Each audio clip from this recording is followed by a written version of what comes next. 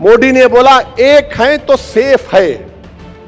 मोदी जी सुनो, अनेक है तो अखंड है, संविधान है तो सम्मान है, अंबेडकर जिंदा है तो गोडसे मुर्दा है। तुम्हारी हर बात का वैक्सीनेशन मेरे पास है। मैं नहीं मानता तुम्हारे को, मैं तुम्हारी आइडियोलॉजी को नहीं मानता। मैं तुम्हारे साथ जब तक जिंदा हूं तुम्हारे से खिलाफ लड़ता था, लड़ता रहूंगा इंशाअल्लाह ताला। जब वक्फ बिल पेश हुआ तो उद्धव ठाकरे के एमपी नहीं थे लोकसभा में, मैं देखा हूं। जब वक्फ का बिल पेश हुआ तो कौन लड़ रहा था? उस वक्फ के कानून के इंट्रोडक्शन पर असदुद्दीन ओवैसी अकेले लड़ रहा था। मेरे भाई, ये वक्फ का कानून मस्जिदों को छीन लेगा अगर यह कानून बनता है, ईदगाह की जमीन को छीन लेगा, कब्रिस्तानों को छीन लेगा। इतना गंदा बिल है बनाया गया। अगर यह बिल हुकूमत नरेंद्र मोदी लेकर आएगी, जो एहतजाज CAA में हुआ उससे डबल एहतजाज पूरे भारत में होगा। सुन लो नरेंद्र मोदी इंशाअल्लाह ताला।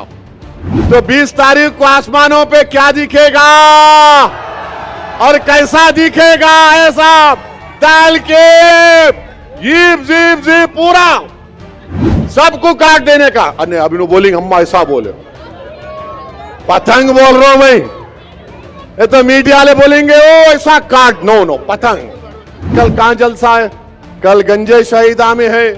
मीडिया वालों को भी रिक्वेस्ट करूंगा, कल आओ ना प्लीज, कल भड़काऊ भाषण होगा। आप जानते हैं कि मजलिस इत्तेहादुल मुस्लिमीन ने औरंगाबाद सेंट्रल से दोबारा जनाब नासिर सिद्दीकी साहब को यहां से अपना उम्मीदवार बनाकर पेश किया। आप ये भी जानते हैं कि महाराष्ट्र के इस असेंबली इंतखाबात में मजलिस इत्तेहादुल मुस्लिमीन ने 16 उम्मीदवारों को इस विधानसभा के इलेक्शन में उतारा। यकीनन ये हमारे लिए एक आसान फैसला नहीं था। ख़ास तौर से हमारे छोटे भाई समीर साहब के लिए, उनके लिए भी बड़ा ये सख्त तकलीफ दे बात थी कि वो भी ख्वाहिशमंद थे, मुझसे मिले। मैंने उनको हैदराबाद आने की दावत दी और मेरी उनसे बातचीत भी हुई, मगर अल्हम्दुलिल्लाह उन्होंने मजलिस इत्तेहादुल मुस्लिमीन के एक पाबंद डिसिप्लिन सिपाही की तरह बड़े कशादा दिल के साथ जनाब नासिर सिद्दीकी साहब को जो मजलिस ने उम्मीदवार बनाया उसको कबूल किया। और मुझे यकीन है कि इंशाअल्लाह ताला आइंदा ज़रूर अल्लाह जनाब समीर साहब को एक मौका देगा ताकि वो आवाम की अच्छी तरीक़े से खिदमत कर सकें। मैं उनका भी शुक्रिया अदा करूँगा कि समीर साहब ने जो मोहब्बत का मुजाहरा किया और साथ ही साथ उन्होंने ये भी बता दिया आप लोगों को कि मजलिस के जो मुखालिफिन है वो दर हकीकत मजलिस के मुखालिफिन से ज़्यादा वो औरंगाबाद के दुश्मन हैं। वो ये नहीं देख सकते कि बरसों के बाद यहाँ पर एक सियासी इत्तेहाद के मुजाहरे किए जा रहे हैं। इसीलिए उनको ये लगता है कि जब तक मजलिस औरंगाबाद से ताकतवर रहेगी, इन तमाम मुखालिफिन की इनफरादी दुकान नहीं चमकेगी। मगर मैं समीर साहब का शुक्रिया अदा करता हूँ कि अल्लाह सुब्हाना व तआला ने उनको इन तमाम मुखालिफिन, मुनाफिकीन और ये जो इबलीस के एजेंट बनकर हमारे इस तारीख़ी शहर के गली कूचों में फिरते हैं कि किसी न किसी तरह हमारे इस इत्तेहाद के खिले को कमज़ोर कर दिया जाए। मैं ये बात ज़रूरी समझता हूँ कहना कि लातूर से भी मोहम्मद अली हमारे जमात के सदर ख्वाहिशमंद थे। अमरावती से हमारे सदर साहब किसी एक उम्मीदवार को लाए थे, वो काबिल भी थे, मगर मजलिस ने एक फ़ैसला लिया और हमने सिर्फ 16 उम्मीदवार महाराष्ट्र के असेंबली इंतखाबात में खड़ा किए। नांदेड़ में भी लोग बहुत ख्वाहिशमंद थे, जनाब मोइन साहब और फिरोज लाला भी, मगर मजलिस इत्तेहादुल मुस्लिमीन ने फैसला ले लिया कि हम नॉर्थ नांदेड़ से मुकाबला नहीं करेंगे। फिर साउथ से हम जनाब मोइन साहब के हक़ में फ़ैसला हुआ, तो ज़ाहिर है वहाँ पर साबिर चाउश को भी थोड़ा तकलीफ़, इंसान है, ख्वाहिशमंद है। तो ये चीज़ें हैं इंशाअल्लाह ताला, क्योंकि जब जमात का फ़ैसला होता है तो जो जमात के ज़िम्मेदार होते हैं वो पाबंद, डिसिप्लिन के पाबंद होते हैं, और उन तमाम ने इस मजलिस के फ़ैसले को कबूल किया। मैं इनका दिल की गहराइयों से तमाम मजलिस के उन तमाम अराकीन का जिन्होंने मजलिस के इस फ़ैसले को कबूल किया, यकीनन इंसान है, हर एक की ख्वाहिश होती है, मगर मजलिस ने एक सियासी हकीकत को सामने रख कर फ़ैसला लिया, और मुझे यकीन है कि इंशाअल्लाह ताला इससे जमात और मजबूत होगी। और जिन हजरात को मौका नहीं मिला, मुझे यकीन है कि आने वाले मुस्तक़बिल में इनको अल्लाह सुब्हानहू ताला ज़रूर इससे ज़्यादा मजलिस के प्लेटफॉर्म के ज़रिए अल्लाह उनको मौका देगा और वो अच्छी तरह से अवाम की खिदमत भी करेंगे। और एक बात मैं बताना चाह रहा हूँ कि परभनी में मजलिस ने किसी उम्मीदवार को खड़ा नहीं किया। ये जो साहब खड़े हैं, मैंने उनको फ़ोन कर कर कहा कि आपको बी फॉर्म नहीं दिया गया था, मगर इसके बावजूद भी आपने कैसे वो बी फॉर्म हासिल किया। तो खैर, अब पुलिस कंप्लेन हो चुकी है, अब जब FSL की रिपोर्ट आएगी तो शायद उनको जेल को भी जाना पड़े। मैंने खुद उनसे कहा था कि तुम मत लड़ो, तुम्हारे पास जो तुम फॉर्म दाखिल करे वो गलत है। तो खैर, अब मैं ये बात अवामी तौर पर वाज़े करना ज़रूरी समझता हूँ।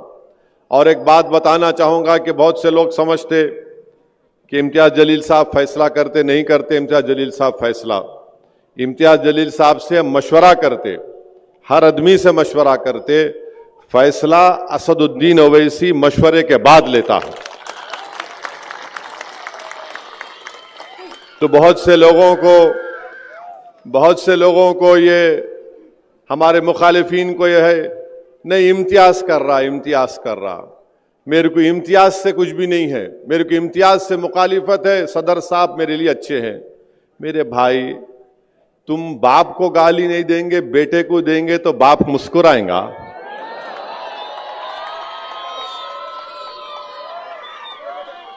आप किसी एक ताकतवर खूबसूरत घर आपने तामीर किया मजलिस का, यहां पर औरंगाबाद में बड़ी शानदार इमारत आपने खड़ा की। इसमें हमारे बुजुर्गों की, नौजवानों की, माँ और बहनों की कुर्बानियां हैं। अब जब हमारी इमारत मजबूत होते जा रही तो इस इमारत पर आकर कोई पत्थर फेंक रहा है, नहीं, मेरे को सदर साहब से कुछ नहीं, इमारत पे पत्थर फेंक रहा हूं मैं, ये कैसे हो सकता है?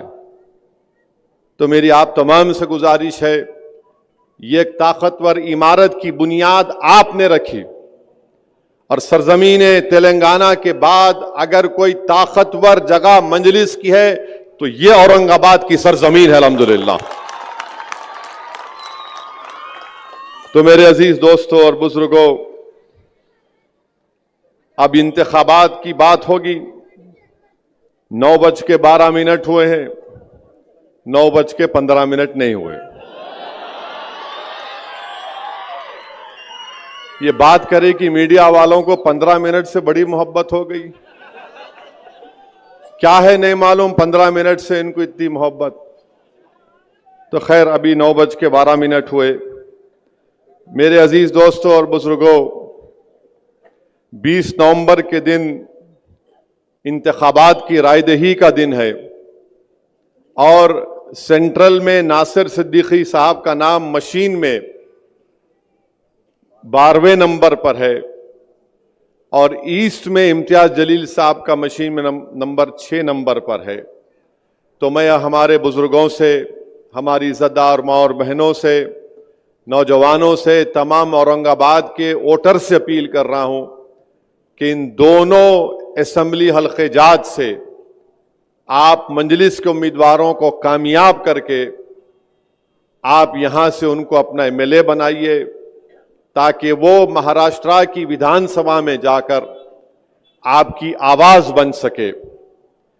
देखिए, ताकतवर और कमजोर में फर्क होता है। ताकतवर यह बोलता है कि मैं इलेक्शन जीतूंगा। नासिर सिद्दीकी बोल रहे हैं मैं इलेक्शन जीतूंगा, यह ताकतवर बोल रहा है। समीर बोल रहा है कि मेरे को टिकट नहीं मिला, वक्तिया तौर पे तकलीफ हुई, मगर मेरी जमात जीतेगी। इम्तियाज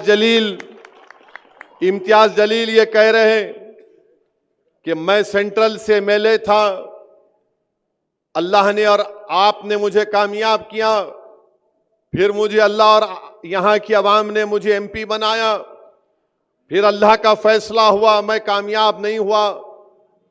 ये तमाम मुखालिफीन और मुनाफिकीन की साजिशों की वजह से मैं अब फिर जमात ने मुझे मौका दिया, इससे मैं लड़ूंगा और कामयाब होऊंगा। अब जो कमजोर होता है वो क्या बोलता है, मैं जीतूंगा नहीं, मैं इसको हराऊंगा। समझे आप? जीतने वाला क्या बोलता है, मैं जीतूंगा। जो कमजोर होता है जहनी तौर पर भी, किरदार के तौर पर भी, वो कहता है नहीं, मैं इसको हराऊंगा। तो ये जो बीजेपी आरएसएस की साजिश ये है कि पूरे महाराष्ट्र में उन्होंने ऐसे 100 उम्मीदवारों को खड़ा किया जिनका नाम उर्दू जबान से शुरू होता है। समझे ना? समझे नहीं समझे? हाँ, देखो बच्चा समझ गया। तू बहुत बड़ा लीडर बनेगा इंशाअल्लाह औरंगाबाद में। तो बीजेपी ने 100 ऐसे इंडिपेंडेंट उम्मीदवारों को खड़ा किया जिनका नाम उर्दू जबान से शुरू होता है। तो मोदी की साजिश यह है कि ये 100-200 ले ले, ये 100-200 ले ले तो वहां पर उनको कामयाबी मिल जाएगी, वोट आपका और हमारा डिवाइड होगा। मगर मैं इन तमाम 100 लोगों से कहना चाह रहा हूं कि आप इस शहर को कमजोर करके रात में कैसे सो सकेंगे अपने घर में, बताओ मेरे को।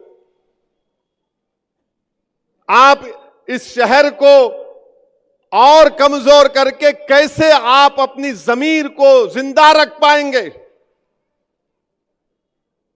आपका नाम कुछ और है मगर आप काम किसका कर रहे हैं देख लो। आप जीतने के लिए नहीं लड़ रहे हैं क्योंकि आप कमजोर हैं, आप हराने के लिए लड़ रहे हैं। आपकी पूरी सोच यह है कि मोदी जीते, मजलिस ना जीते, कोई भी जीते मगर मजलिस ना जीते। मैं इन लोगों से कहना चाह रहा हूं, यह शहर सबका है। तुम अपना जमीर को कैसे जिंदा रखोगे? तुमको रात में नींद कैसे आएगी अगर तुम ये जो काम करने जा रहे हो? तो मेरी आप तमाम से अपील है कि ये जो कमजोर लोग खड़े हैं इनको एक वोट भी मत दीजिए। देखिए, मैं आपको याद दिला रहा हूं कि 20 साल के बाद Imtiaz Jaleel member of parliament बनकर दिल्ली की पार्लियामेंट में गया तो महाराष्ट्र की सियासत में एक हलचल आई, एक जलजला आया। मगर जब 2024 का चुनाव आया तो सब मिलकर इम्तियाज जलील को हराने में लग गए। मेरी आपसे गुजारिश है, कैसा उन्होंने क्या नहीं जीतता ही ने, कंफ्यूजन पैदा कर दिए लोगों के दिलों में, जाकर एक फुला पैदा कर दिए, कैलकुलेशन है, ये है वो है।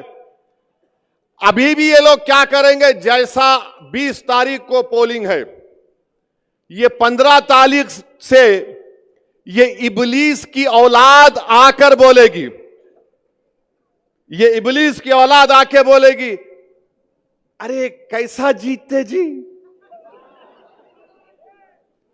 कैसा जीतते।